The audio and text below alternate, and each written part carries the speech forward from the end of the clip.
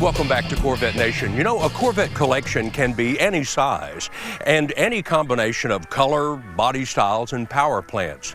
It's obviously up to the individual collector and his or her financial ability to build a collection, of course. But one thing remains certain: if you buy rare, documented Corvettes with a rich history of racing, you don't have to have a big collection to collect a big payoff at auction time. When Mecum Auction staged its third annual event in Dallas, a relatively small collection of Corvettes turned everyone's head as they crossed the block. And one of them shattered a sales record for the purchase price of a Corvette at a public auction.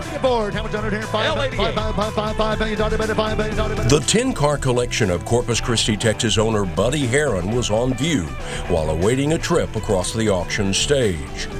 Only 4 of the 10 cars were Corvettes, but these weren't just any Corvettes. They included a rare 1957 black Airbox Roadster.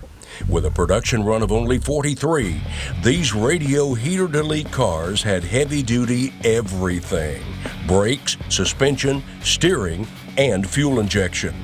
Since fewer than 20 of the original 43 Airbox Corvettes are known to exist, and since this one had a detailed drag strip and road racing pedigree, its hammer price brought $290,000. Next in the Herin collection was an equally well-documented 62 Corvette with only 4,900 miles on the odometer since new. A factory original triple black car, it came equipped with the top power plant available that year, a fuel-injected 360 horsepower small block V8. Winner of virtually every top award available to an historic Corvette, bidding was spirited as this special shocks and brakes equipped convertible was sold at $150,000. The third of the Buddy Herin Corvettes was a 10th anniversary split window coupe. More to the point, it's one of only 199 of the 10,000 coupes that year to bear the RPO Z06 designation. The Z06 package included all kinds of options like stiffer springs, stabilizer bars, metallic brakes, and of course, fuel injection. Options that said to anyone at the time, this car was race ready. Only 3 red Z06s were ever produced, and the Mecum auctioneer hammered the sale at a cool $250,000. But when Buddy and Nova Herin drove a 67 Marlboro Maroon convertible onto the stage in Dallas, several thousand sets of eyes were glued to the scene. This was no run-of-the-mill 67 big block.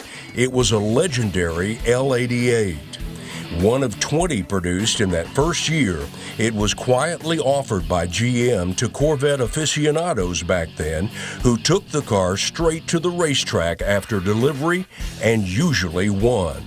And for good reason.